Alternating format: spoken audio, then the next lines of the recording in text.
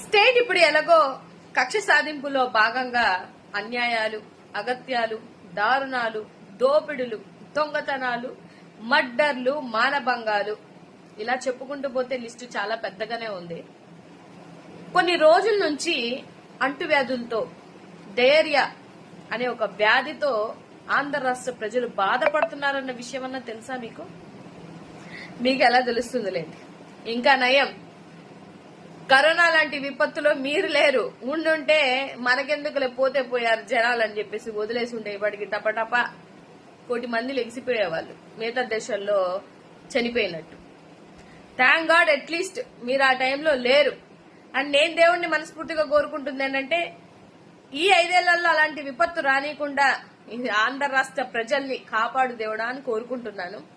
And diarrhoea ఉంది, చాలా జాగ్రత్తగా ఉండండి అందరూ.